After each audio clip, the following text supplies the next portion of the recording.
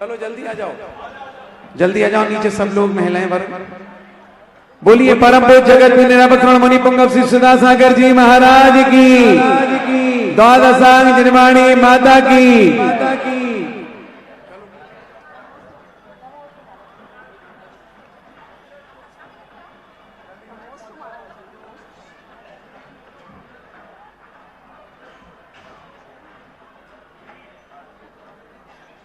वस्तु व्यवस्था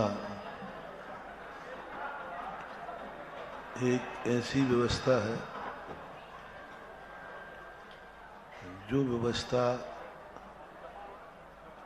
समस्त जीवों को एक समान नहीं मिलती।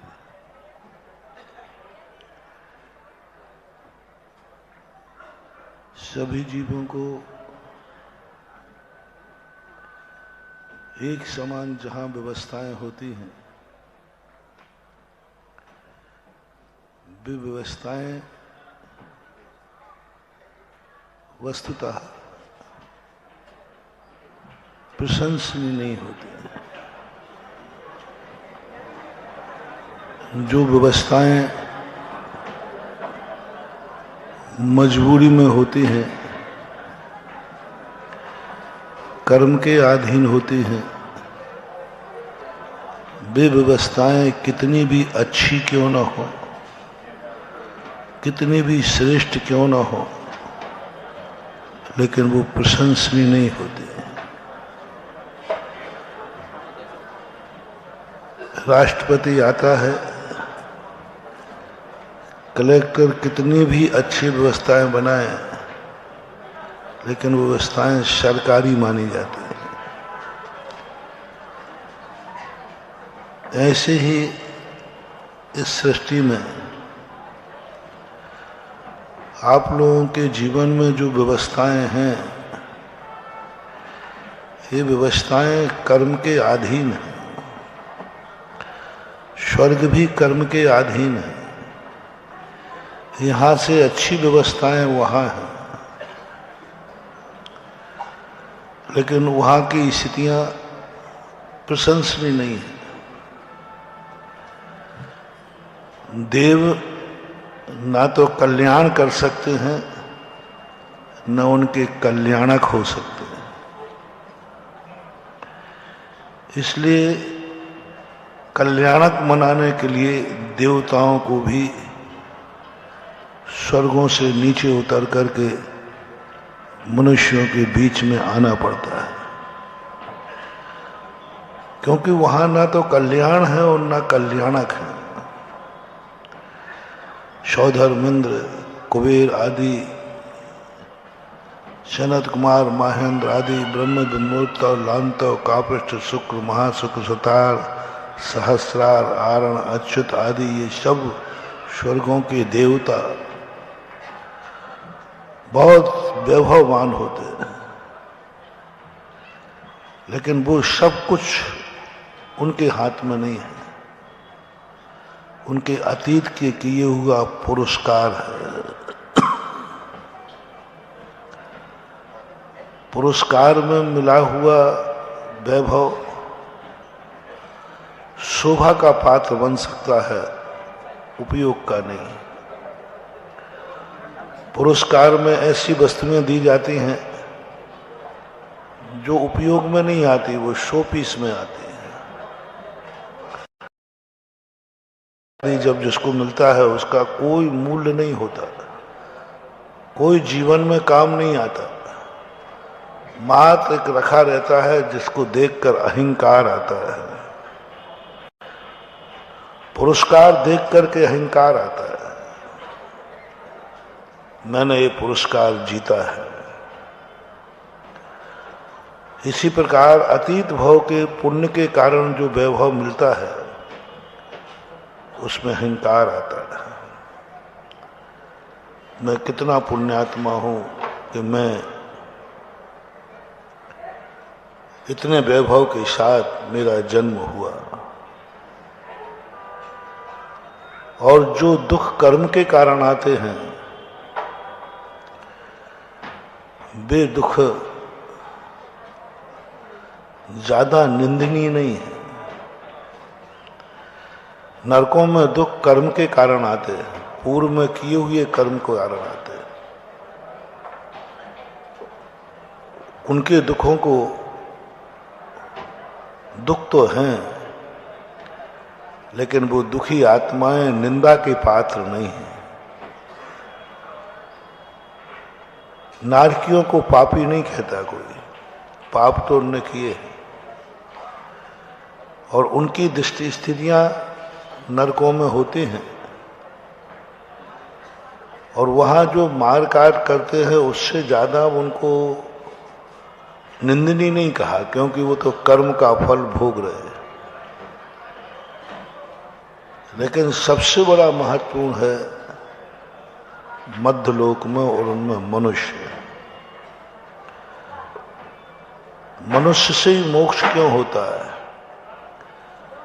मनुष्य पर्याय में आकर के ही तीर्थंकर क्यों मोक्ष जाते हैं?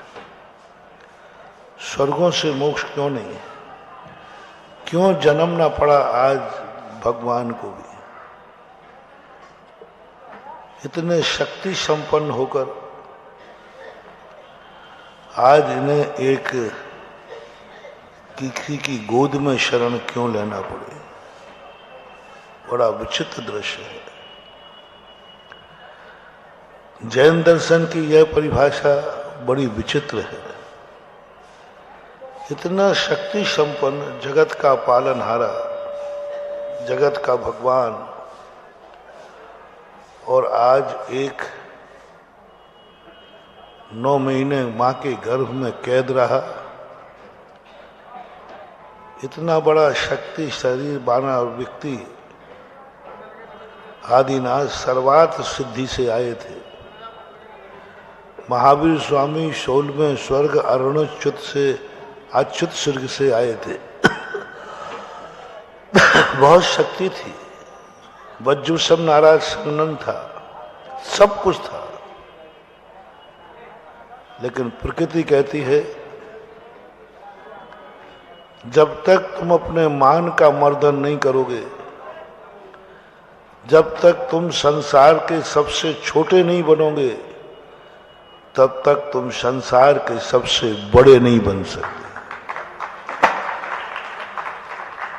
बड़े बनने के लिए छोटे बनना, अपने अहंकार को तोड़ना, अपने जीवन को ऐसे बनाना कि जैसा लगे कि मेरा क्या है यहां, कुछ भी नहीं। दूसरा कारण, जब पराई वस्तु होगी तो तुम्हें अहंकार कम आएगा कि ये तो पर का दिया हो। जब आत्मा तीर्थंकर की आत्मा आई, उसको भी वही नियम अपनाना पड़ा जो सामान्य जन अपनाते हैं। उनका शरीर भी उसी मटेरियल से बना जिससे दुनिया मात पिता रज वीरज मिलकर बनी देह तेरी। सामान्य लोगों का शरीर बनना तो अलग चीज है, तीर्थंकर का भी शरीर उसी से बना। कोई देवता इनकी वीआईपी व्यवस्था नहीं कर सके। देवताओं ने कोई इनका वीआईपी कोटा नहीं रखा। प्रकृति कहती है कि हे देवताओं, मेरी प्रक्रिया में आपका कोई हस्तक्षेप नहीं है। 9 महीने तक भगवान का उच्छिष्ट सेवन किया। मां का खाया हुए भोजन से ही इनके शरीर का निर्माण हुआ। प्रकृति ने कोई पक्षपात नहीं किया। गर्भ में रहने तक कोई पक्षपात प्रकृति ने नहीं किया। जैसे सामान्य लोगों का गर्भ होता है, वैसा ही इनका 9 महीने व्यतीत हुए। किंचित मात्र भी अंतर नहीं था इनका उस प्रक्रिया में। लेकिन उस प्रक्रिया को भी जब सबकी समान प्रक्रिया है तो इनको इतना महत्व क्यों दिया गया? क्यों इतना संस्कार दिया गया, क्यों इतना इनके वैभव का प्रदर्शन हुआ? कुछ ना कुछ तो इनके जीवन में है। क्यों इतनी सारी व्यवस्थाएं की जा रही हैं एक बालक के जन्म की?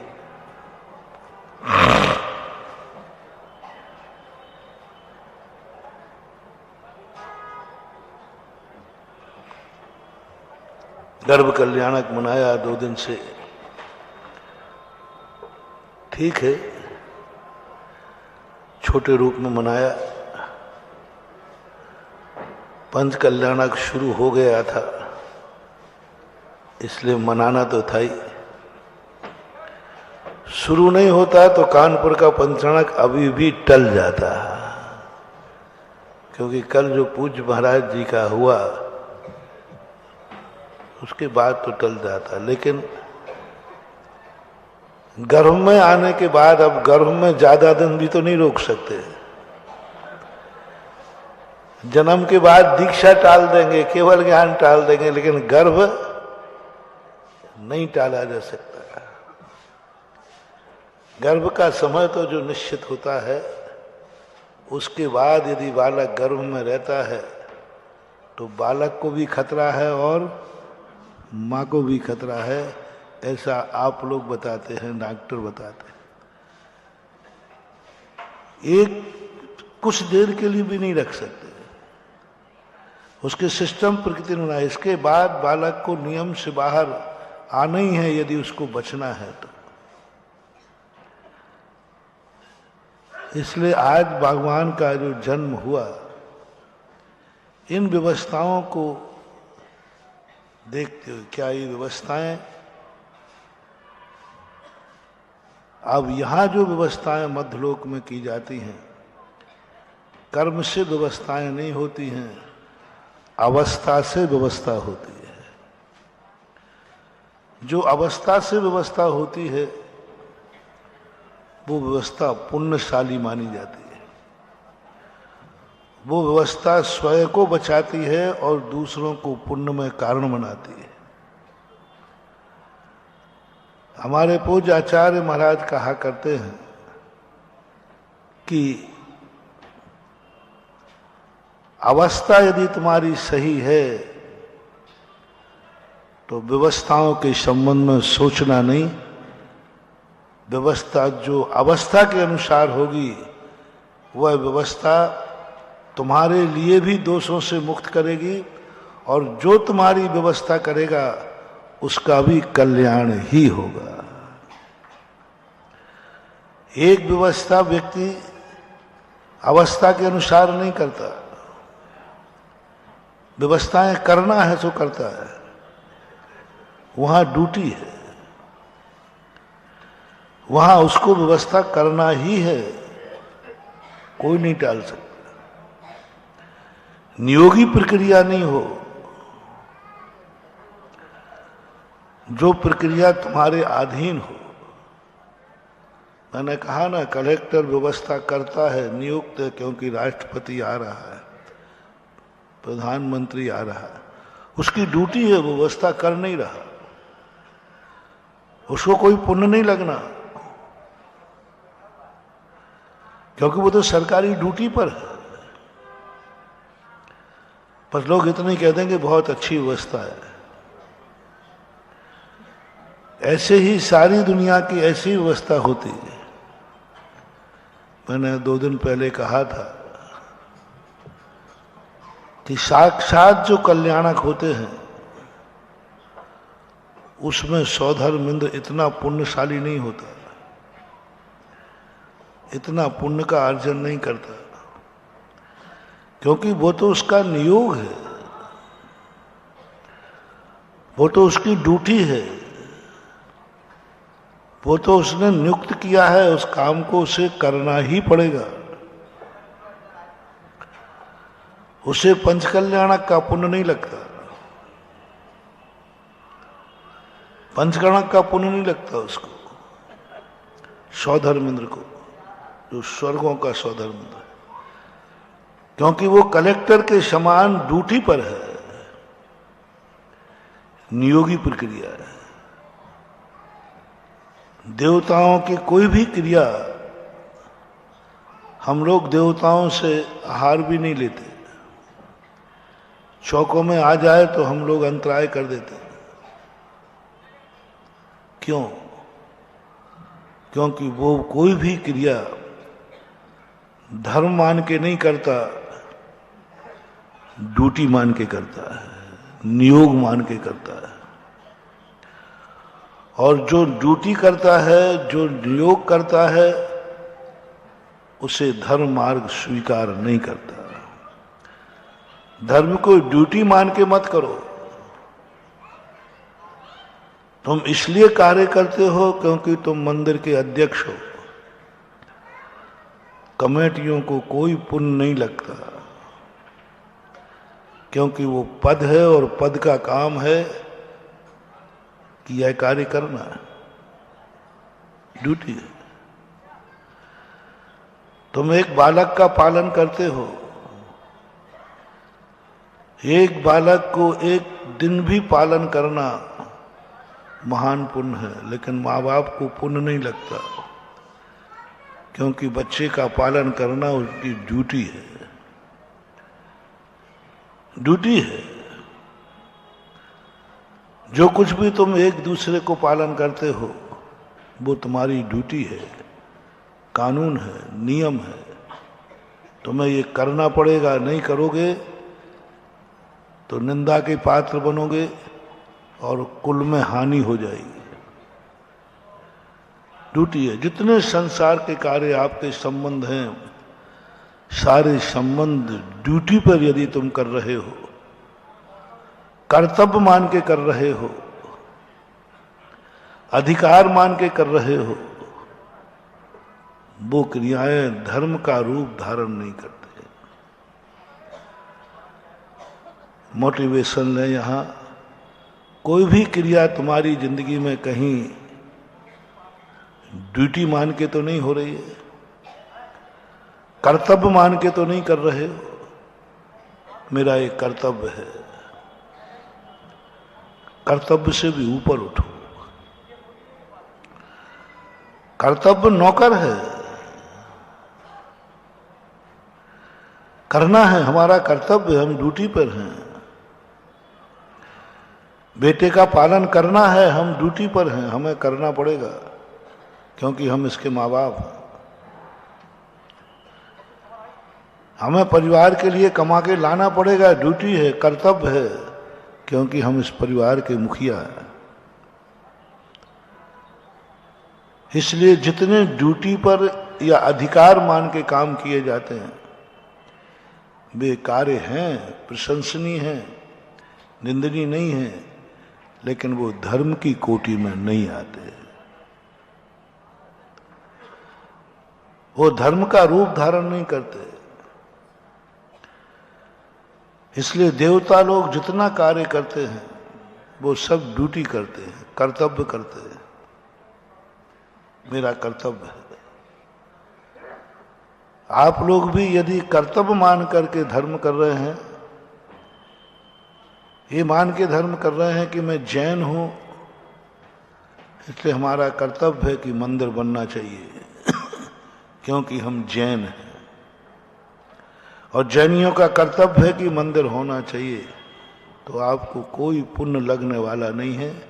निंदनीय नहीं है, प्रशंसनीय है, लेकिन वो धर्म नहीं है। हम जैन हैं इसलिए मंदिर जाना चाहिए, कर्तव्य है जैनी का मंदिर जाना, ये ड्यूटी है, इसमें कोई पुण्य लगने वाला नहीं है। आप जैन हैं इसलिए जा रहे हैं मंदिर, जैन हैं इसलिए रात में नहीं खाते हैं। हम जैन हैं इसलिए मंत्र करना है, भगवान की मूर्ति बैठाना है। हमको कानपुर के जैनी है ना। अब शीशामऊ में पंचकल्याणक हो रहा है, तो शीशामऊ वाले सोचे हमें कुछ ना कुछ तो पात्र बनना ही पड़ेगा, ये हमारा। अरे भाई तुम्हारे शीशामऊ मंगल हो रहा, तुम कोई पात्र नहीं बने, अब बनना तो पड़ेगा। बनूंगा भैया बनूंगा, वो तो कर्तव्य है मेरा। कर्तव्य, क्योंकि हमारे नगर का, हमारी कॉलोनी का मंदिर बन रहा है, तो हमें कुछ ना कुछ तो बनना ही पड़ेगा। कर्तव्य है, मन नहीं मानेगा, परिवार कहेगा, लोग कहेंगे भाई आपकी कॉलोनी में मंदिर हुआ और आप कुछ नहीं बने। 90% लोग ऐसे ही बनते हैं। कर्तव्य है मेरा, क्योंकि हमारी कॉलोनी का मंदिर, हमें कर्तव्य है, बनना पड़ेगा, बन जाते हैं। हम जैनी हैं इसलिए मंदिर चले जाते हैं। महाराज आए हैं, जैनी हैं, हमारा कर्तव्य है कि हमें चौका लगाना है, आप लगा लेते हैं। कर्तव्य है, कर्तव्य है आपका कि तुम जैन हो, तुम्हारे गुरु यहां आए हैं, तो तुम्हारा कर्तव्य है कि चौका लगना चाहिए। कोई पुण्यबंध, मोक्ष मार्ग का पुण्यबंध होने वाला नहीं, ये धर्म की कोटि में नहीं आए। पुण्यबंध होगा वो सांसारिक पुण्यबंध, क्योंकि तुमने कर्तव्य मान लिया है। आप लोग कर्तव्य की बहुत प्रशंसा करते हैं, भाई कर्तव्य का तो निर्वाह करो। आज मैं तुम्हें कर्तव्य से ऊपर जो होता है उसका नाम धर्म होता है।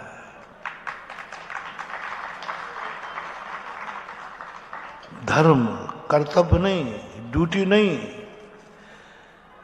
मैं जैन हूं इसलिए जिनेंद्र के पास नहीं जा रहा हूं, ये जिनेंद्र हैं इसलिए मैं इनके पास जा रहा हूं।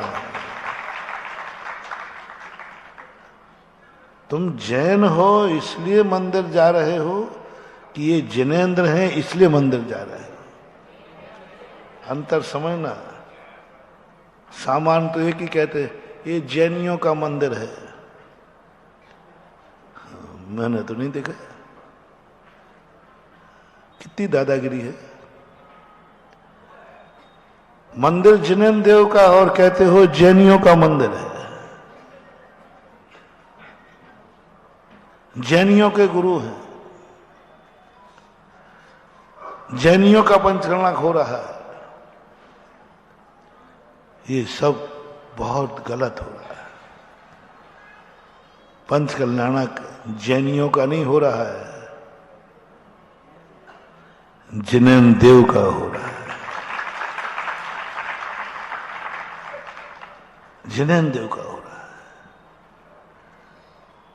हम मंदिर इसलिए नहीं जा रहे कि हम जैनी हैं, हम इसलिए जा रहे हैं कि ये जिनेंद्र हैं। जैनी मान के जाओगे तो कर्तव्य आएगा, और जिनेंद्र मान के जाओगे तो धर्म आ जाएगा। जैनी बन के जाओगे तो जब तुम जैनी नहीं रहोगे अगले भाव में छूट जाएगा। जैनी मान करके सम्यक दर्शन प्राप्त करोगे तो तुम्हारा सम्यक दर्शन भी नहीं होगा और अगले भाव में मिथ्या दृष्टि रहोगे। और जिनेंद्र मान के जाओगे तो कहीं भी जन्मोगे वहीं तुम्हारा सम्यक दर्शन सुरक्षित रहेगा, क्योंकि तुमने जिनेंद्र को, जिनेंद्र हैं इसलिए मैं जा रहा हूं।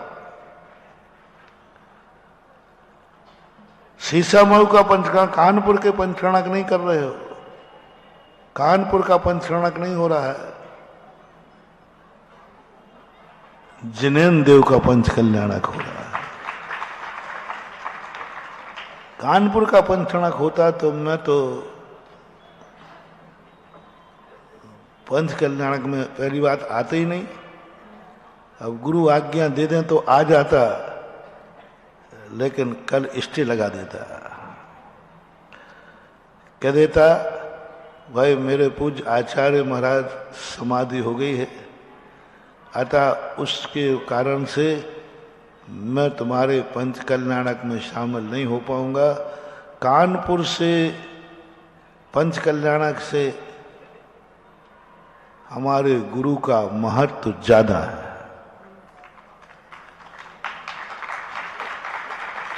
हमारे गुरु बहुत आगे के हैं।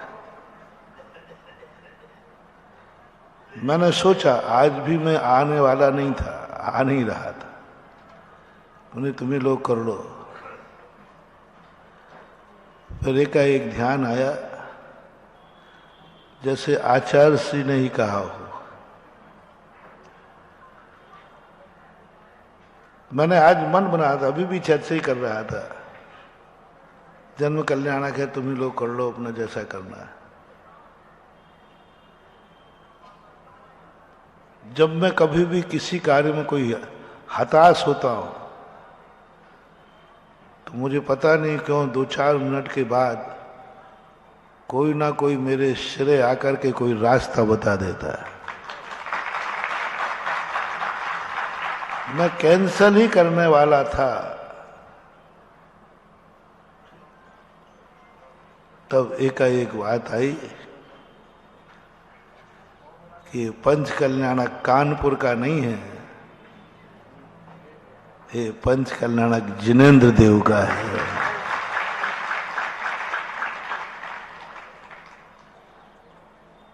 हमने ऐसा सुना था, आचार्य श्री के सामने भी सुना था कि आचार्य श्री पहले बहुत शुरू की बात है, 1973-74 की बातें होंगी। आचार्य श्री 2 कल्याणक में जाते नहीं थे, स्टेज पे ही नहीं जाते।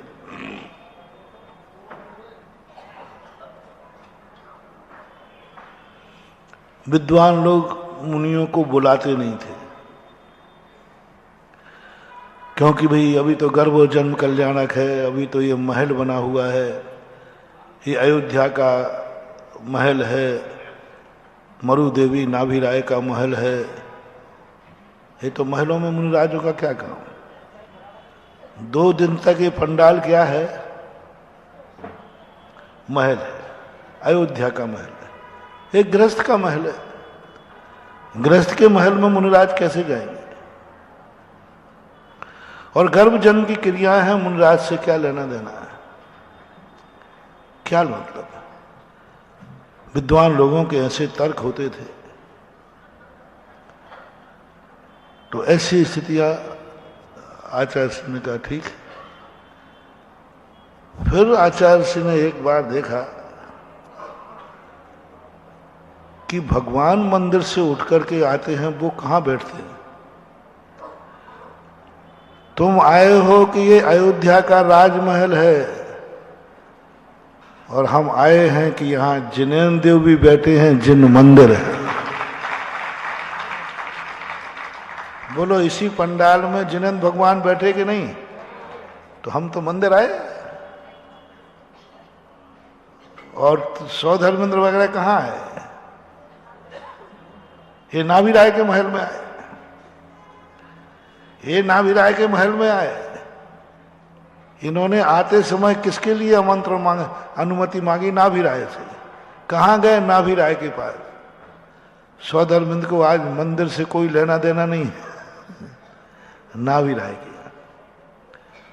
जब जिनेंद्र देव भगवान बैठ सकते हैं, फिर आचार्य ने कहा कि हमने सोचा हम तो कहाँ लगते हैं, देवादिदेव जिनेंद्र भगवान भी उसी पंडाल में, उसी वेदी पर बैठे हैं। जब जिनेंद्र भगवान गर्भ और जन्म कल्याणक में स्थापित रहते हैं, तो हम तो उनके लघु नंदन हैं। जहां जिनेंद्र देव हैं वहां मुनि महाराज जी हैं।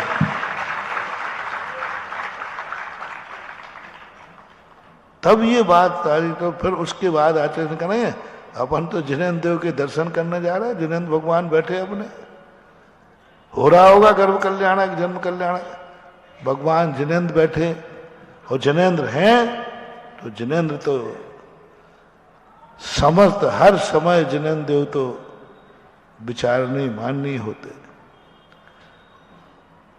तो जब मेरे मन में भाव आया कि नहीं, ये कानपुर का पंचकल्याणक नहीं है, पंचकल्याणक तो जिनेंद्र भगवान का है। जैसे आचार्य श्री ने ही कह दिया हो, चला जा। ये भगवान का पंच कल्याणक है, और भगवान के पंच कल्याणक को तो तेरे गुरु भी मानते हैं और सब कुछ है। इसलिए मैंने कहा कि चलो चलते हैं। अब देख लीजिए कैसी व्यवस्था बनता है।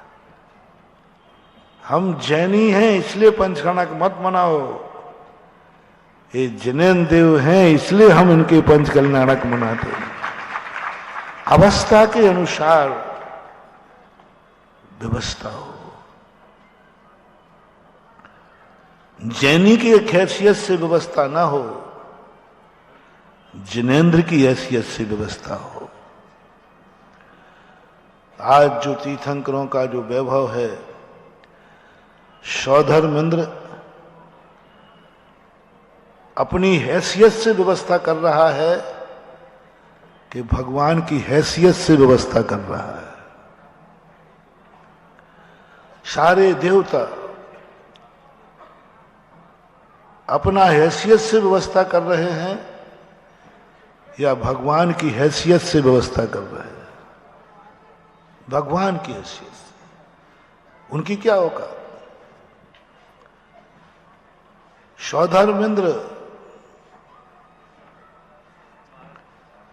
यहां जो आया वो नियोग से आया, कर्तव्य मान के आया, लेकिन जब उसने 1000 आंखें बनाता है, ये नियोग नहीं है, ये अवस्था के अनुसार उसने व्यवस्था बनाई। बस यही क्षण इंद्राणी के लिए महत्वपूर्ण हो जाती है। यही क्षण ड्यूटी है, कर्तव्य है, नियोग है कि तुम्हारा आनंद अंदर से उमड़ रहा है। सच्ची बस इस समय यदि नियोग मान करके भगवान को लाई है कि अपना नियोग है, भगवान को प्रसूत काल में लाओ, प्रसूत काल से लाओ और इंद्र को सौंप दो। नियोग है, ड्यूटी है नहीं। बस यहां पर जाकर इंद्राणी अपना नियोग से ऊपर उठ जाती है और जैसे भगवान को देखती है, देखते ही रह जाती, सब कुछ भूल जाती है।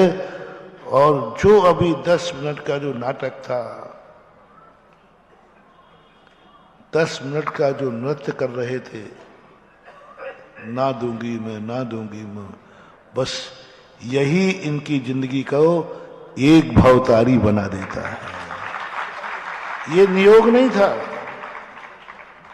नियोग तो ये था कि वहां से इंद्राणी को आना था,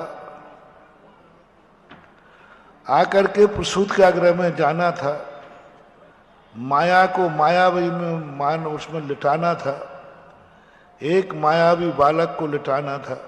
ये नियोग था, ये ड्यूटी थी। यहां तक कोई पुण्यबंध होने वाला नहीं है, ये तो ड्यूटी है, उनको आना पड़ेगा, प्रोटोकॉल है। उसके बाद जो हाथ में लेने के बाद जो स्फुरन होता है, जो एक अनुभूति होती है आनंद की, ओहो, आज त्रिलोकी नाथ मेरे हाथ में, आज जगत के पालनहारे मेरे हाथ में। और वो जो आनंद की अनुभूति होती है, बस उस समय उसके आनंद की अनुभूति का जो पार होता है, वही उसका धर्म हो जाता है। और उसके बाद जो उसका मन करता है कि नहीं, मैं इनको कैसे छोड़ दूं, मैं कैसे दे दूं, वो है अंदर की दशा। ये नियोग नहीं था, ये नियोग में नहीं आता। ये नाटक करना कोई शास्त्र में, कोई नियोग में देवताओं को नहीं है। बस इतना ही लिखा है, भगवान को जाइए, उठा के लाइए और अभिषेक करिए। ये नियोग है, इससे आगे कुछ नहीं है। सौधर्मेंद्र कहते हैं, लेकिन वहां भी जाकर के जब साक्षात इंद्राणी का वर्णन किया, कहते ना कि जिसका होनहार अच्छी होती है, वह नियोग को भी धर्म बना देता है। नियोग कर्तव्य को भी वह धर्म बना देता है, कर्तव्य को धर्म बना देता है, कर्तव्य को धर्म बना देता है। एक बागवान था, वो एक मंदिर में प्रतिदिन जहां पर लोग अभिषेक करने बैठते हैं वहां दिन भर पोंछा लगाता रहता था। मैं उसी मंदिर में बैठा था तो मैंने बागवान की मेहनत देखकर अभी पोंछा लगाया था और फिर लगा रहा है। मैंने बागवान क्या हो गया, इतनी कोई गंदगी तो पड़ी नहीं यहाँ पर, साफ फर्श है, क्या आपको कहा गया है कि तुम दिन भर पोंछे लगाते रहोगे? बोले नहीं। तो मैंने क्यों लगाते हो? तो तुम्हारी जी आपको कोई तकलीफ हो रही है? मैंने कहा मुझे तकलीफ जो है, मैं तेरी तकलीफ से तकलीफ है मुझे। क्या बात कही, क्या बात कही महानुभाव। अब वो ड्यूटी थी उसका, झाड़ू लगाना, पोछा लगाना कर्तव्य था। उसने कर्तव्य को धर्म में कैसे बदला, मुझे बात आज तक वो झूलती है वो घटना। उस दिन मुझे कर्तव्य और धर्म समझ में आया, कर्तव्य और धर्म समझ में आया। मैं कर्तव्य को ही धर्म समझता था जैसे आप लोग समझते हैं, कर्तव्य ही धर्म भाई। उस दिन समझ में आया कर्तव्य क्या था, ड्यूटी क्या थी, मंदिर को साफ रखना, यही ड्यूटी थी। गंदा नहीं होना चाहिए मंदिर, साफ रखना है, बस ये ड्यूटी है, कर्तव्य है।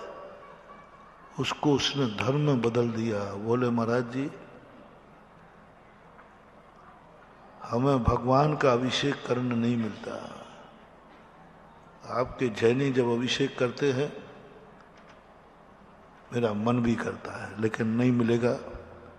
हम जिद भी नहीं करेंगे क्योंकि हमारी पर्याय ऐसी है। तो भगवान का अभिषेक जब जैनी करते हैं तो मुझे तो इस भाव में भगवान का अभिषेक मिलेगा नहीं, आप करने भी नहीं देंगे। लेकिन मेरी ड्यूटी है कि मैं फर्श को साफ करूं। तो भगवान का अभिषेक तो मैं नहीं करता हूं, लेकिन जो भगवान के अभिषेक करते हैं वो जिस फर्श पे खड़े होते हैं उसका मैं अभिषेक कर लेता हूं। मेरा दिमाग, मैं इतनी गहराई में कभी गया नहीं था धर्म में। बहुत पहले की घटना है, बहुत पहले की, शायद हो सकता है 88 की घटना, 88 की घटना। मैं देख करके मैंने कहा मुझे धर्म समझ में उसी दिन आया। पढ़ना अलग चीज है और अनुभव में आना, स्वीकार करना भी अलग चीज है। ठीक है, सर में जो लिखा सब सही है, श्रद्धा में कमी नहीं है, लेकिन श्रद्धा होना और अनुभव में आ जाना बहुत अंतर। मैंने क्या बोलता है भाई, ये गंधोदक, और वो उसको पहुंच करके गंधोदक को माथे पर लगाता, और जहां अभिषेक करने वाले खड़े होते थे उस स्थान का जल छान के प्रयोग करता था, और जो जल को फेंकता नहीं था नाली में, मिट्टी में डालता था जहां तुम गंधोदक जैसा डालते हो। मैंने उसकी प्रक्रिया देखकर कहा, मैंने कि भगवान हम तो बहुत पीछे हैं। हो जैनियों आप बहुत पीछे हो। वो बहुत आगे निकल गया, उसने जैन धर्म को समझ लिया। अधिकार तो उसका था ही नहीं, मात्र कर्तव्य था फर्श को ठीक करना, साफ करना कर्तव्य था। लेकिन उस साफ को, जल को पवित्र मानना ये कर्तव्य था या धर्म था, ये जरूरी नहीं था। साफ कर देता, और यदि मान लो गंधोदक को उसको उस माथे से नहीं लगाता तो कोई जरूरी नहीं होता। सफाई के लिए रखे ही आपने, सफाई के लिए था, साफ कर देता। लोग कर्तव्य को धर्म बना दिया। आज इंद्राणी का मैं यही दृश्य देख रहा था, अभी कई बार देखता हूं, बस यहां देख करके लगता है कर्तव्य इतना था, भगवान को लाना है, क्योंकि सौधर्मेंद्र वहां नहीं जा सकता। माया भाई सब क्रिया करके ला के दे देना, चुपचाप चले जाओ, लेकिन जो उसको छोड़ने का भाव नहीं आना, यह कर्तव्य को उन्होंने इस समय धर्म बना लिया। और ये घटना घटती है साक्षात इंद्राणी के जीवन में भी। वहां जो पूज्यवर जिनसेन स्वामी ने वर्णन किया कि इंद्राणी तो ड्यूटी करने आई थी, कर्तव्य करने आई थी, नियोग था, जाना है, और जैसे ही वो बालक को देखती है सारा होश आवाज खो बैठती है, उसकी आंखें हटती नहीं, भगवान से बहुत राग हो जाता है, और ऐसी स्थिति बन जाती है जिसके मन में ऐसी परिणाम जाग जाए, ओहो ऐसी मुद्रा मैंने आज तक देखी नहीं, ऐसा रूप नहीं देखा। और उस समय जो उसको आनंद की अनुभूति होती है, बस यह है धर्म। ये 15 मिनट का जो अभी नाटक चल रहा था, यह धर्म था, बाकी ड्यूटी थी। बाकी क्या थी? ड्यूटी थी, धर्म था। अब जो सौधर्मेंद्र भी ड्यूटी थी, बालक को लाना है, ले जाना है, लेकिन सौधर्मेंद्र का धर्म देखना। जिस समय भगवान मिलते हैं, भगवान को देखते उसकी आंखें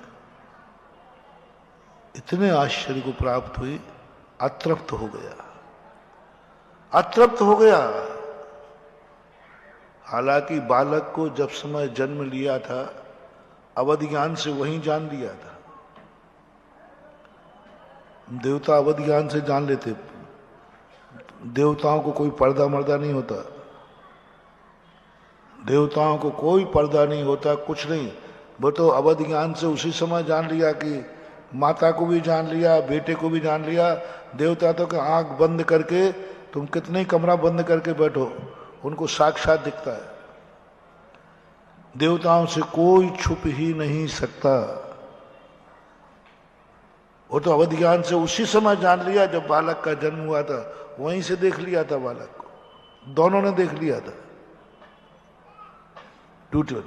यहां देखने के बाद अवध ज्ञान से नहीं, अवध ज्ञान से बालक को, भगवान को देखने से सम्यक दर्शन नहीं होता।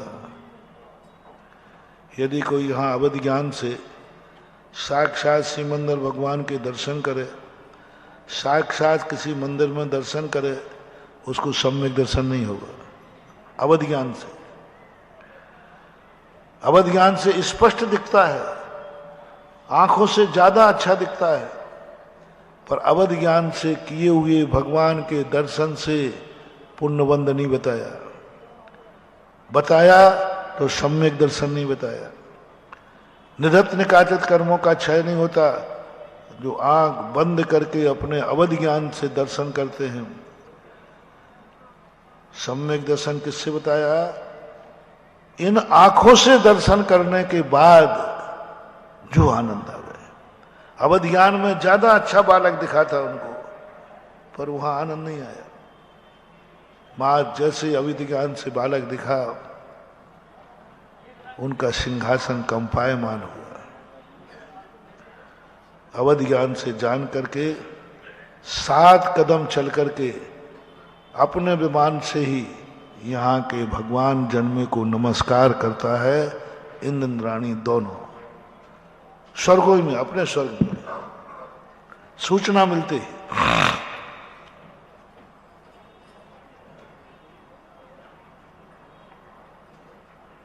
उसके बाद अवध ज्ञान, जब आंखों से उसने देखा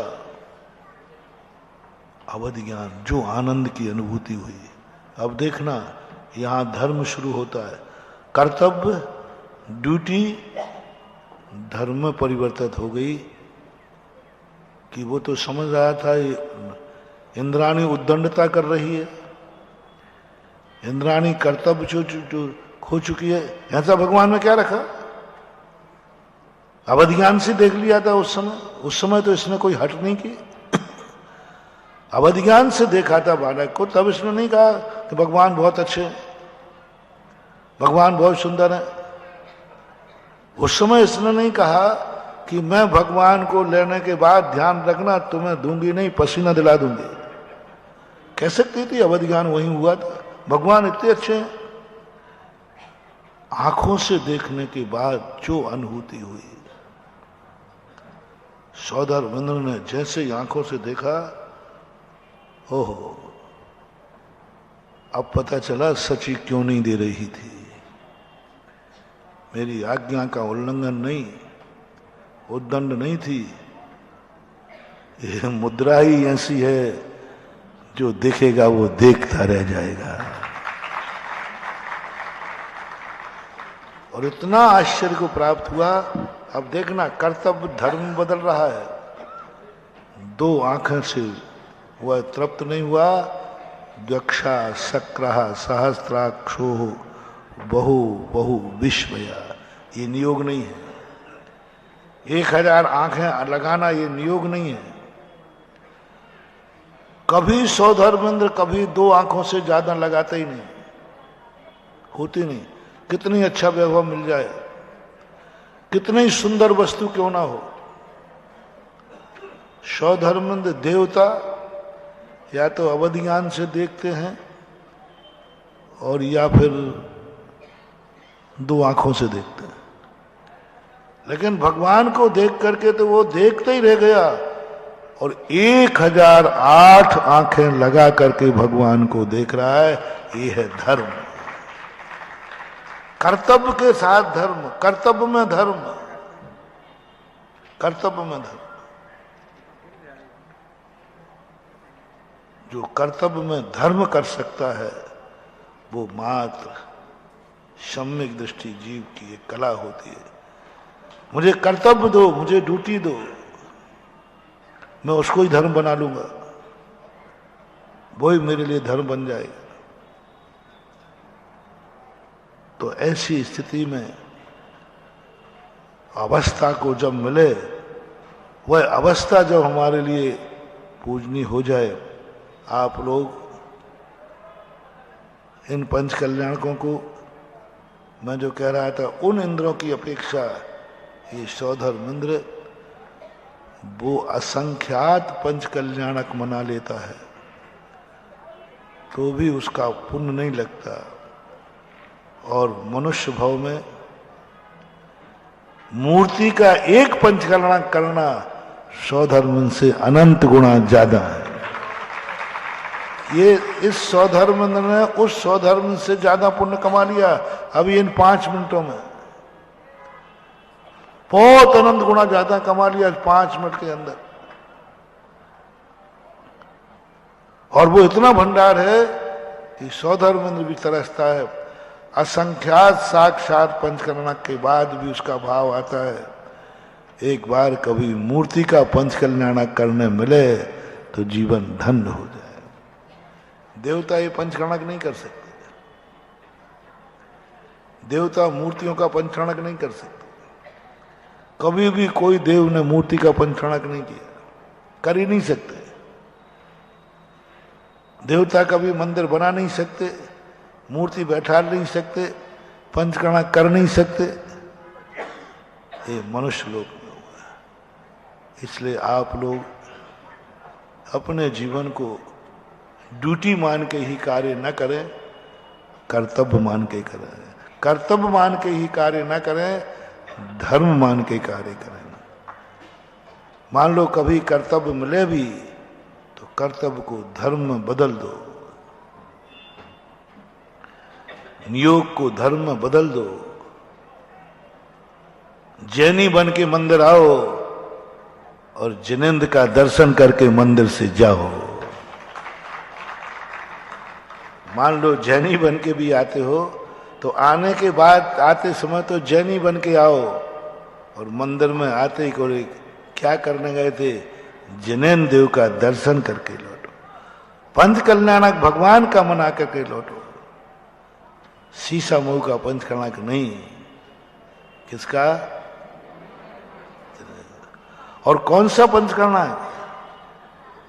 नियोगी पंच कल्याणक नहीं, ये पंच कल्याणक भगवान के पुण्य से नहीं हो रहा है। भगवान का तो पंच कल्याणक हो रहा है, लेकिन इस पंच कल्याणक में भगवान का कोई पुण्य काम नहीं कर रहा है। ये पंच कल्याणक किसके पुण्य से हो रहा है? अपन सबके पुण्य से हो रहा है। भगवान के पुंज का कल्याणक तो चौथे काल में हो गया, उनके पुण्य से हुआ। और यह पंच कल्याणक जो है अपन सबके पुण्य से हो रहा है, पुण्य है अपना। कल कहा था ना पूज्य गुरुदेव की कि आचार्य महाराज वो तो अपने आप में अपने पुण्य से थे, वो महान थे, उन्होंने रत्नत्रय पालन किया, उनका बहुत बड़ा पुण्य था, पता नहीं कितना था, पर वो अपने गुरु बने, ये अपना पुण्य था। वे मुनि बने, वे साधु बने, उनका पुण्य था। लेकिन हमने उनको गुरु माना, ये हमारा पुण्य था। वो हमारे गुरु नहीं बने हैं, हमने उनको गुरु बनाया है। वो तो साधु बने थे, वो तो रत्नत्रयधारी बने थे, गुरु बने ही नहीं थे। गुरु भक्त बनाता है, साधु स्वयं बनता है और गुरु शिष्य बनाता है। गुरु अपन ने बनाया, अपना भाग्य, अपने अवभाग्य है। इसलिए कई लोग कह रहे थे कि महाराज की समाधि पर विषाद क्यों? मैंने कहा साधु का विषाद नहीं है, क्योंकि गुरु तो मैंने बनाया था ना, तो मेरे पुण्य की कमी आई है, उस पुण्य की कमी का एहसास हो रहा है। बाकी आचार्य श्री का तो आनंद ही आनंद है। आचार्य श्री का जो भाव, जो परिणाम हमें सुनाए गए, साक्षात जो मैंने कल भी कहा था, विनोद ब्रह्मचारी छतरपुर वाले ने सुनाया कि आचार्य तो 20 दिन पहले से 26 जनवरी को उनकी चर्चा हुई। उस समय से वो आनंद में विभोर थे, वो तो सब कुछ छोड़ चुके थे। उनको तो कुछ शरीर से मतलब नहीं, संग से मतलब नहीं, अपने पद से मतलब, पद का भी उसी समय त्याग कर चुके थे। वो तो सारी व्यवस्थाएं कर चुके थे। तो लोग कह रहे हैं कि वो 2 दिन पहले, 3 दिन पहले उनकी संलेखना हुई, 3 दिन से संलेखना चल रही। मैंने सोचा कि भाई हो सकता है, क्योंकि मैं तो वहां था नहीं।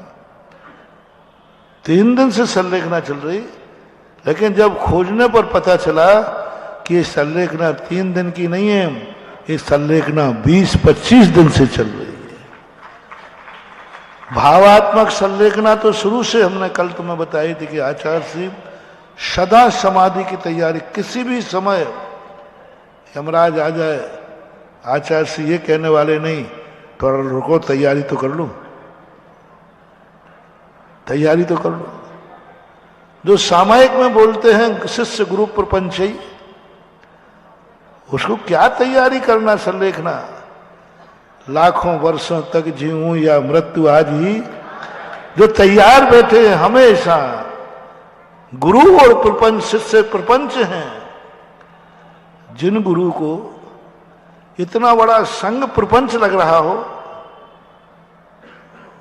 उस गुरु की संलेखना सदा चल रही है महानुभाव, प्रपंच लग रहा है। मैंने तो ये सुना है कि शिष्यों पर गुरु को गर्व होता है, मालूम मेरे कितने शिष्य हैं, आनंद है, मेरे कितने शिष्य हैं, हो मैंने कितना पुण्य किया, इतने शिष्य मेरे। ये तो हमने सुना है कि गुरुओं को अहंकार होता है, मेरे 100 शिष्य, मेरे 200 शिष्य, मेरे 500 शिष्य, ये तो सुना है। लेकिन ये किसी से नहीं सुना कि शिष्य संग भी ये प्रपंच है। प्रपंच शब्द अच्छे शब्द में प्रयोग किया जाता है कि बुरे में? बोलो ना, अरे ये तो भैया प्रपंच है, प्रपंच है ना माया जाल है। आचार्य ने सन 1982 में कह दिया ये शिष्य वंदना ये सब प्रपंच है, प्रपंच। वो शब्द कल से ही मेरे लिए घूम रहा है, इतने दिनों में याद नहीं आया। इतने दिन के बाद कल याद आया कि गुरु महाराज तो 1982 से संलेखना की तैयारी कर रहे थे। जिनको शिष्य प्रपंच दिख जाए और वो शिष्यों से कहे शिष्य गुरु प्रपंच, तुम मेरे मोह में भी मत अटकना, मैं भी तुम्हारे लिए प्रपंच हूं। और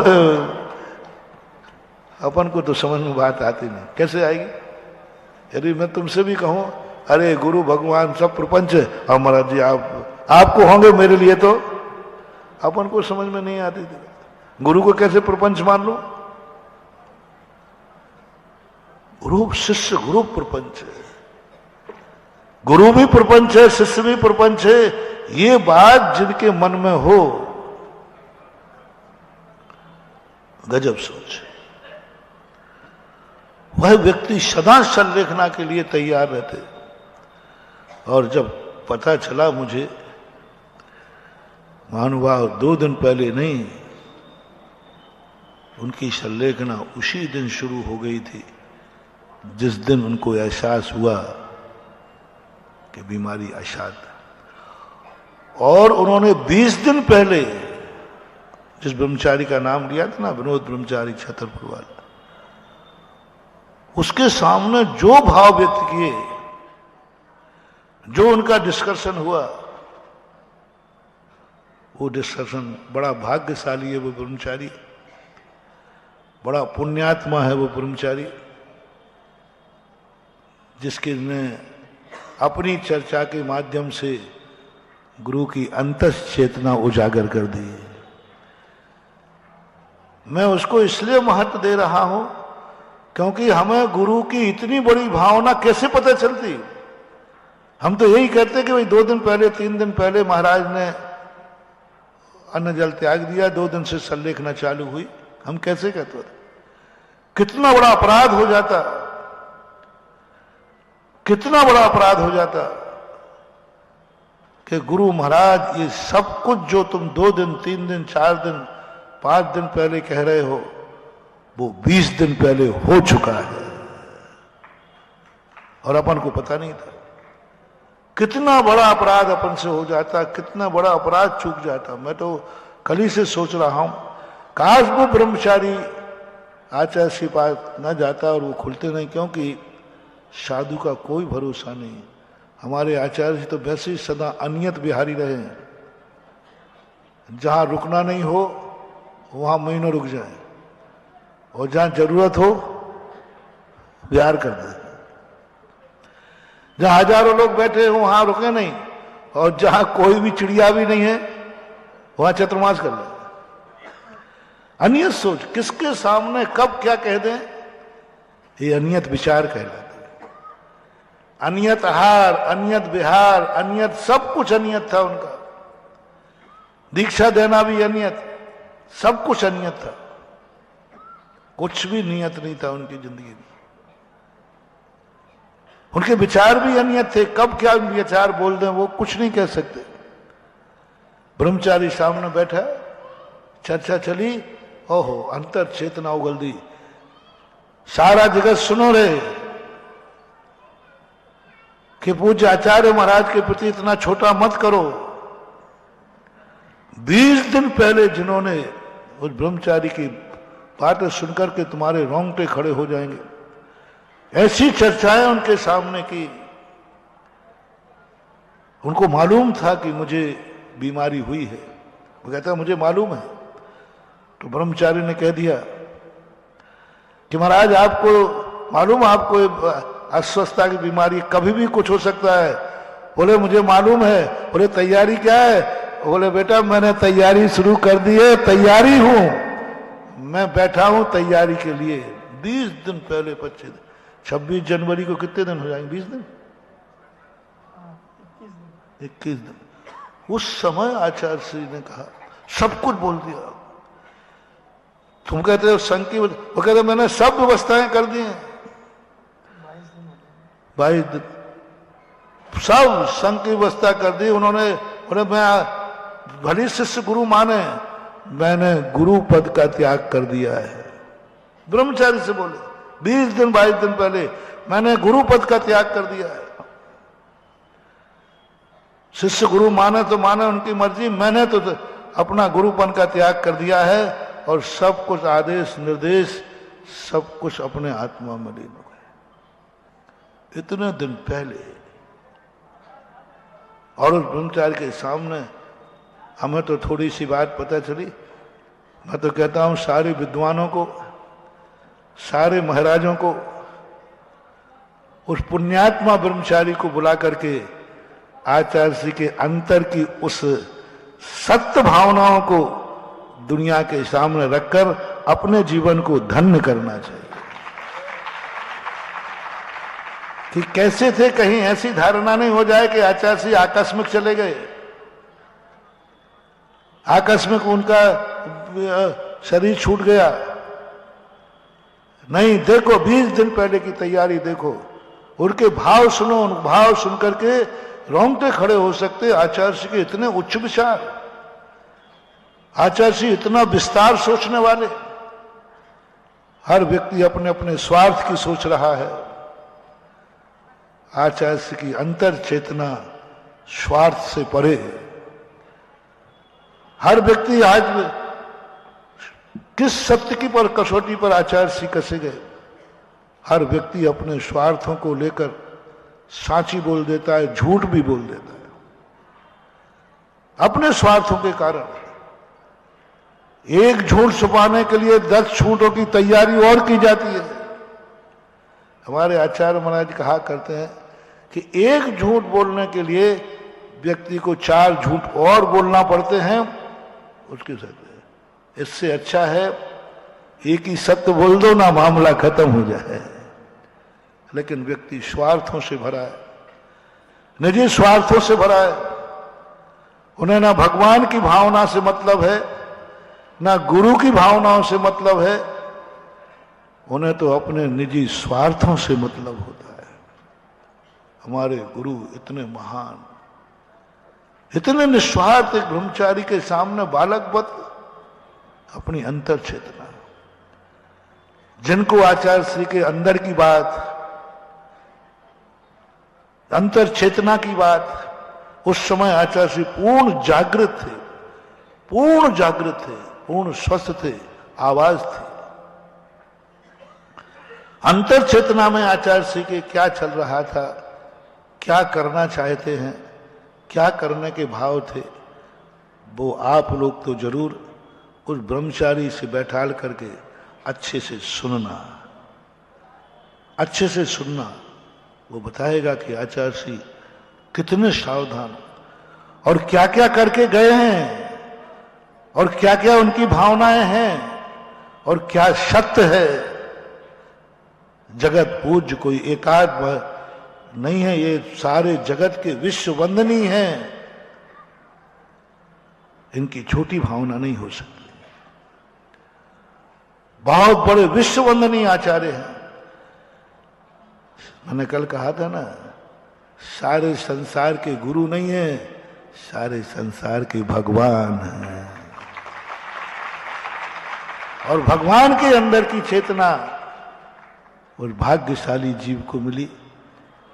मुझे उस भाग्यशाली जीव पर बहुत थोड़ा सा उसके पुण्य पर के ये शब्द उनको महाराज के मुख से सुनने मिले। कितना विश्वसनीय, कितना पुण्यवान जीव है वो, कि जो आचार्य श्री के मुख से उसने ऐसे शब्द सुने। तो ये सब चीजें जब सामने आती हैं तो उनके प्रति अपनी श्रद्धा और बढ़ जाती है। जब तुम 20 दिन पहले के उवाच आचार्य श्री के सुनोगे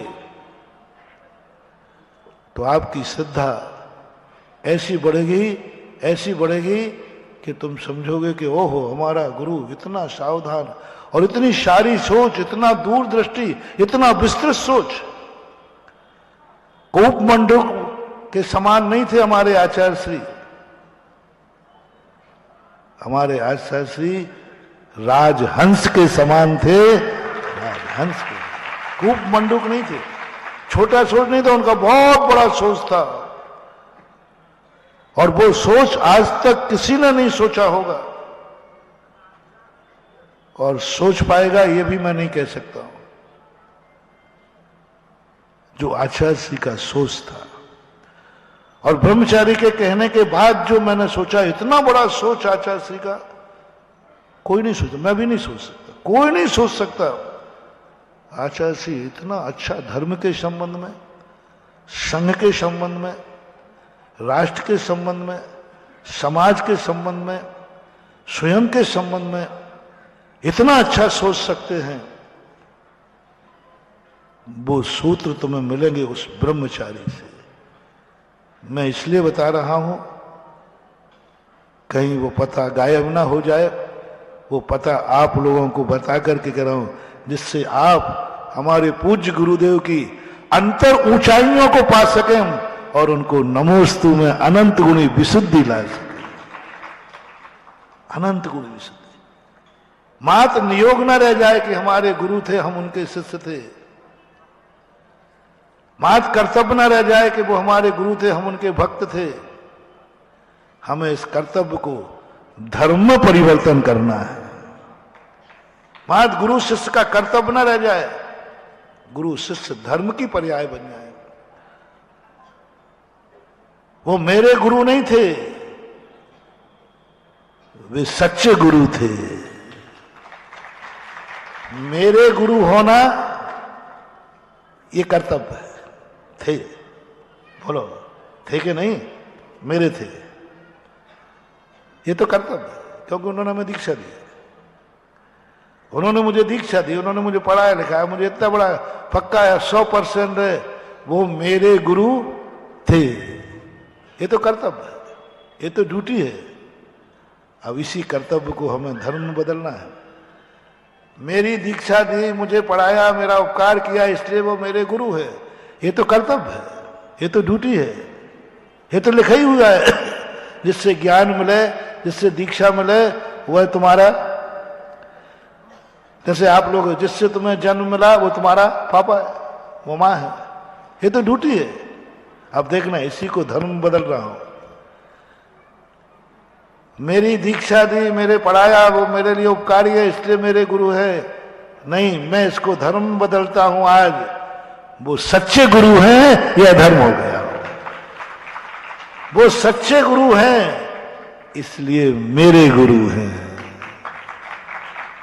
मेरे गुरु हैं इसलिए सच्चे नहीं हैं, समझना।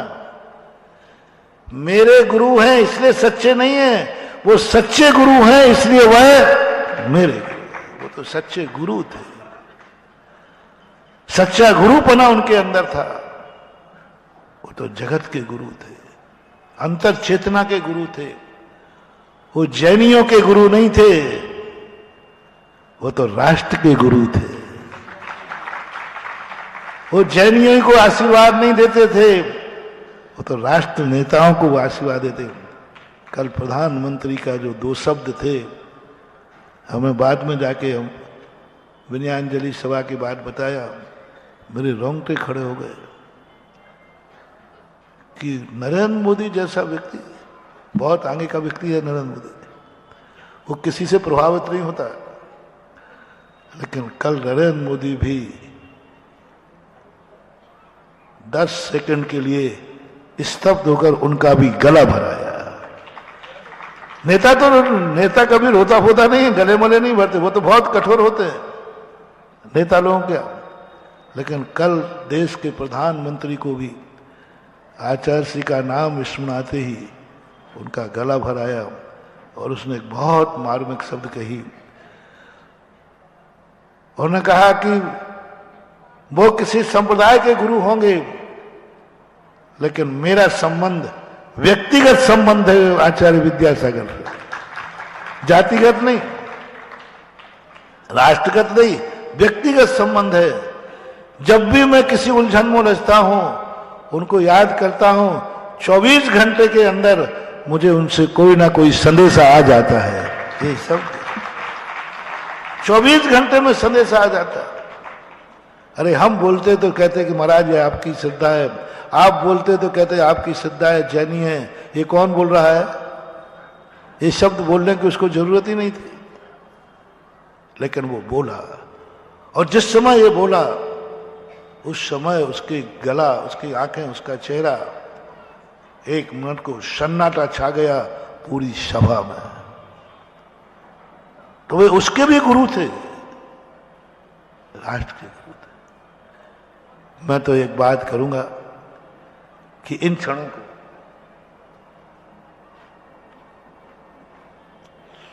मैं तो एक बात कहूंगा, इन क्षणों को, जो क्षण आज कल से आनंद में आ रहे हैं आचार्य श्री के बहुमान में, जो उनके मन, बस सारा भारत से मेरा कहना, जैन अजैनों से मेरा कहना है, जो संस्कार अपने अंदर गुरु के आ रहे हैं, जो अपना रोम रोम पुलकित होकर के और उनके ऋणों से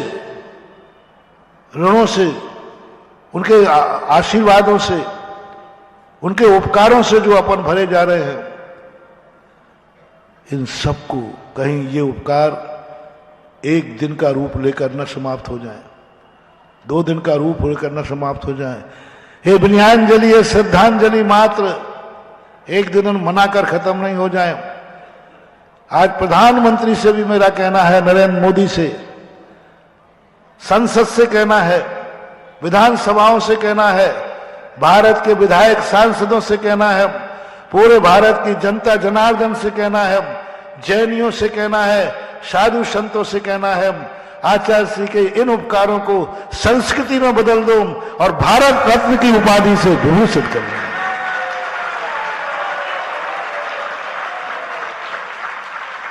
उनके सामने तो अपन भारत रत्न की उपाधि दे नहीं सकते थे, क्योंकि वे लेने वाले थे। अब तो अपना राज्य है, मात्र घोषणा करना है, उपाधि देना तो उनके ना कोई सर्टिफिकेट चाहिए ना कुछ चाहिए, मात्र एक संस्कार संस्कृति में बदल जाए, इतिहास में लिखा जाए कि कोई दिगंबर जैन संत भी भारत रत्न हो सकते हैं, विश्व का ध्वजारोहण ऊंचा हो जाए। भारत रत्न वो बनते हैं जो पहले गृहस्थ होते थे। सारी दुनिया में कोई भी अपना देश का रत्न बनाया, वो या तो नेता था या समाज सेवी था, एक संसारी ग्रस्त था। लेकिन विश्व का ये पहला इतिहास होगा कि भारत देश वो देश है जहां भारत रत्न संत भी होते हैं। भारत की संस्कृति अध्यात्म संस्कृति है, भारत की संस्कृति आध्यात्मिक संस्कृति है। वह नास्ते तमस की भविष्यवाणी सार्थक करें कि भारत देश मात्र जनता का देश नहीं है, भारत देश मात्र राजनीति का देश नहीं है, भारत देश मात्र रोटी कपड़ा मकान का देश नहीं है, भारत देश मात्र धन शस्त्र का ही देश नहीं है, भारत देश संतों का देश है, जहां संत भी रत्न के रूप में सरकार मानती है। हमारी दृष्टि में तो वे रत्न ही से भी अनमोल रत्नत्रयधारी थे।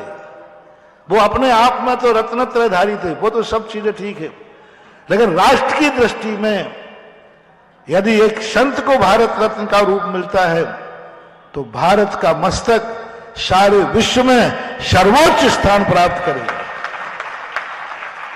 और आने आने वाली संस्कृति कहेगी कि भारत देश धर्मनिरपेक्ष होकर के भी साधु संतों का और समाज का एक बहुत बड़ा स्थान है। समाज और राष्ट्र तो सारे भारत में है, लेकिन समाज, राष्ट्र और संत मात्र भारत में है। और वो भी ऐसे संत जिन्होंने राष्ट्र के लिए, समाज के लिए, धर्म के लिए, सबके लिए कुछ ना कुछ किया है। सब तरफ से कसौटी में उतरते। और जब तुम भारत रत्न की उपाधि से बात करोगे तो फिर मैं विश्व को भी संदेशा देना चाहता हूं कि तुलना कर लो, अभी तक जितने तुमने नोबेल पुरस्कार दिए हो उन सब में फर्स्ट नोबेल पुरस्कार मिलने लायक है तो आचार्य विद्यासागर महाराज की विचारधारा और आचारधारा।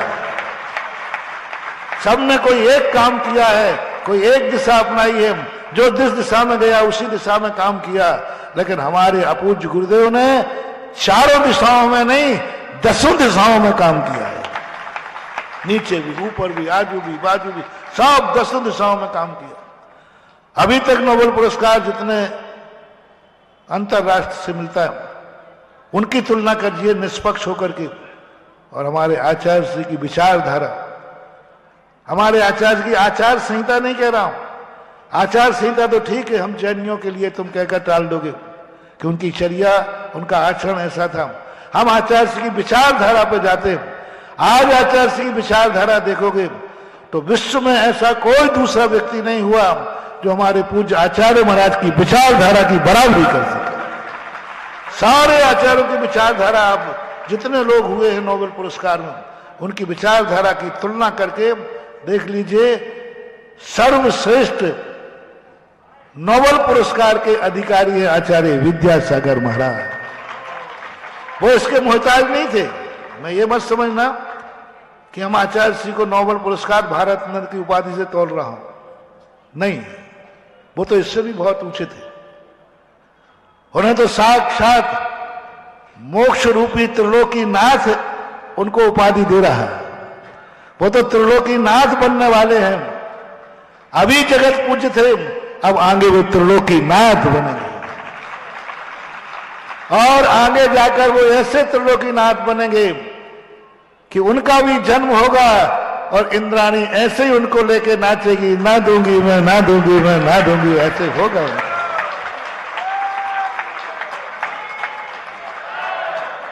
उनके भी कहीं पंचकल्याणक होंगे क्योंकि उन्होंने कार्य ऐसे किए, उनके भी पंचकल्याणक होंगे।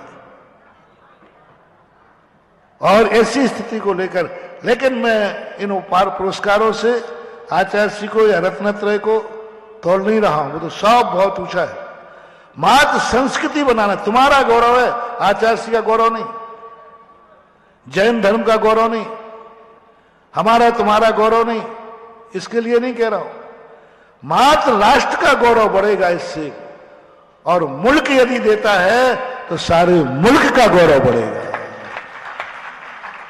मुल्क को मस्तक उठाने का मौका मिलेगा कि मुल्क वो है जिन्होंने एक संत को भी उस विचारधारा में खड़ा देखा जिस विचारधारा में मानव का सर्वोच्च स्थान मिलता है। एक संत को उस विचारधारा में खड़े होना, एक संत की वह विचारधारा होना बहुत दुर्लभ मानव। संतों की विचारधारा आध्यात्मिक होती हैं। जैसे आदिनाथ की मात तीर्थंकर की विचारधारा मात पारमार्थिक होती है, तीर्थंकर की विचारधारा पारमार्थिक होती है। मात दुनिया में अनंत तीर्थंकरों में ऋषभ देव ऐसे हुए जिनकी पारमार्थिक विचारधारा के साथ साथ सांसारिक विचारधारा, राष्ट्रीय विचारधारा, कर्म क्षेत्र की विचारधारा, आजीविका की विचारधारा पर मात्र 24 तीर्थंकरों में एक तीर्थंकर हुए ऋषभ देव, जो अपने तीर्थंकर के प्रोटोकॉल से हट करके षट कर्म की व्यवस्था बनाई। तीर्थंकर के प्रोटोकॉल में नहीं आता कि दुनिया की आजीविका सिखाना, राष्ट्र को राजनीति सिखाना, किसी के में नहीं आता, मात्र ऋषभ देव थे। ऐसा ही हजारों साधु संत हुए भगवान महावीर स्वामी के बाद।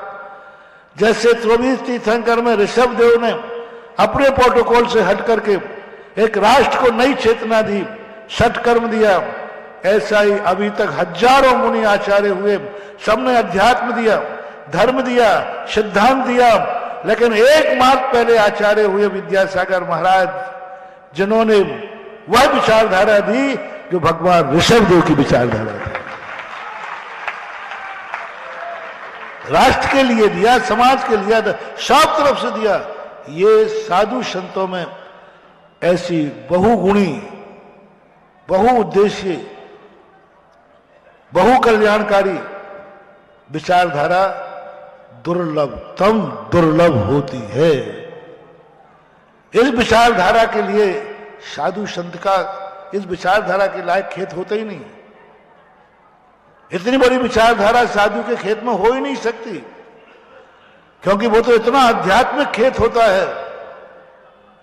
वहां ये छोटे मोटे पौधे, राष्ट्रीय और समाज चेतना के पौधे बहुत बौने हो जाते हैं,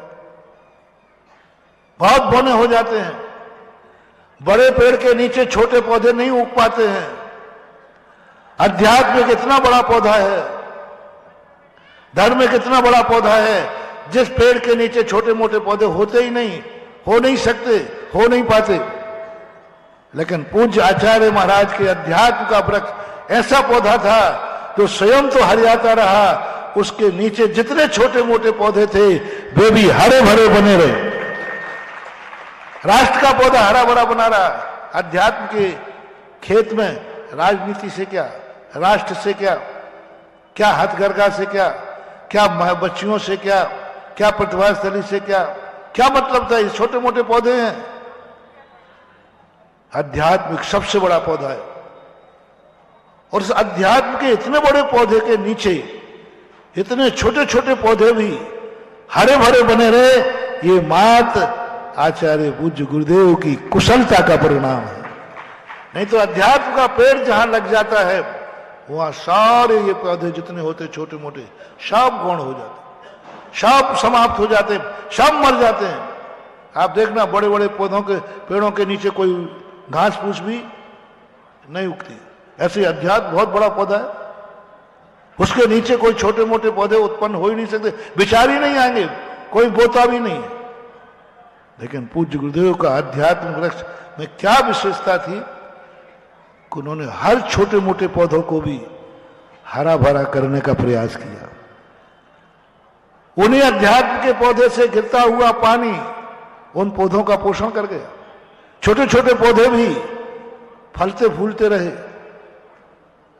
ये पहला वृक्ष देखा जिसने छोटे पौधों को भी फलने फूलने का मौका दिया, उनको हरा करने का मौका दिया, और उसे अध्यात्म शक्ति से संस्कारित करके सिंचित किया।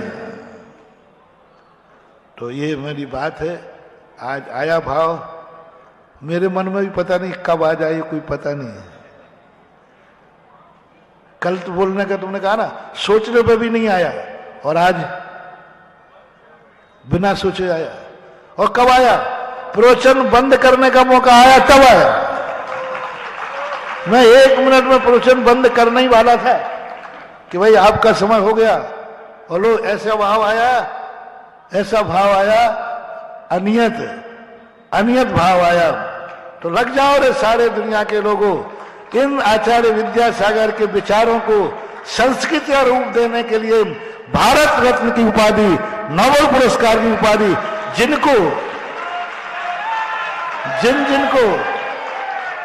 जिन जिनके पास, जिन के ऊपर यह वैचारिक क्रांति का असर हो रहा हो, वे जुट जाए अपने इन विचारों को संस्कृति का रूप देने के लिए। मैंने पहले कह दिया, इनका मूल्यांकन नहीं कर रहा हूं।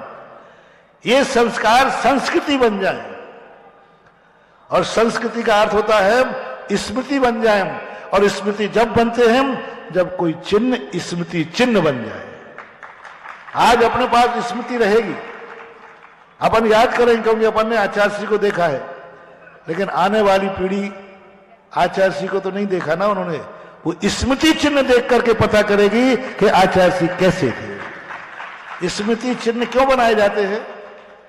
स्मृति तो अपने पास है ही। बोलो, अपनी जिंदगी में अपन आचार्य श्री को भूल पाएंगे क्या? हम तो नहीं भूलेंगे, लेकिन आने वाली पीढ़ी ने देखा ही नहीं आचार्य श्री को, उन्हें तो देखा ही नहीं। उनको कौन दिखाएगा?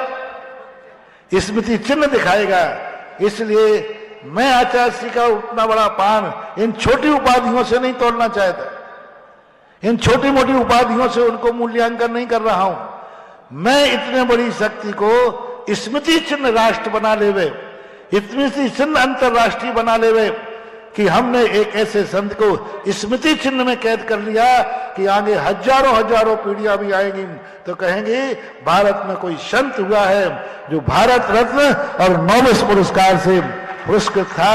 ये अपना सौभाग्य है आचार्य श्री का नहीं, ये अपने अभाग्य है राष्ट्र के और मुल्क के। ये बात आज बहुत अनायास एकदम आई और समय पर निकल गई। आपने लाइव किया कि नहीं किया मुझे पता नहीं, मेरे मुख से तो निकल गया। अब आप जानो, आपका काम जाने। मेरा काम जितना था मैंने कर दिया, आगे अब आपका काम है, राष्ट्र का काम है, मुल्क का काम है। महावीर भगवान की जय। बंधुओं 2 मिनट और बैठे रहेंगे। अभी हमें महाराज जी का मंगल आशीर्वाद आदेश संकेत सब कुछ मिल गया और बिल्कुल सच है, ये गुरु ऐसे गुरु हैं इनके मन में ना जाने कहां से विचार आता है। मैंने कभी इतनी बड़ी उम्र में इनके पास कोई स्लिप नहीं देखा, पैड नहीं देखा। कहां से प्रवचन शुरू करते हैं, कहां प्रवचन ले जाते हैं, ये उनके कल्पना में कंप्यूटर भी फेल है। क्योंकि हम लोग तो कभी 10 और 10 जोड़ते हैं तो भी कैलकुलेटर पर जाते हैं। तो इन्हों के मन से अगर कोई विचार निकला है तो विचार कभी खाली जाने वाला नहीं है, क्योंकि मन से निकली बात पूरी हुए बिना रही नहीं। ये मैंने खुद प्रत्यक्ष, एक नहीं हजारों उदाहरण मेरे पास हैं। अभी हम जुलूस लेके जाएंगे, ध्यान रखिएगा कोई भी भोजनशाला नहीं जाएगा, भोजनशाला टोटल बंद रहेगी। हमने बहुत बड़ा जुलूस नहीं रखा क्योंकि आचार्य श्री हमारे समाधिस्थ हुए हैं, लेकिन चूंकि कार्यक्रम इसलिए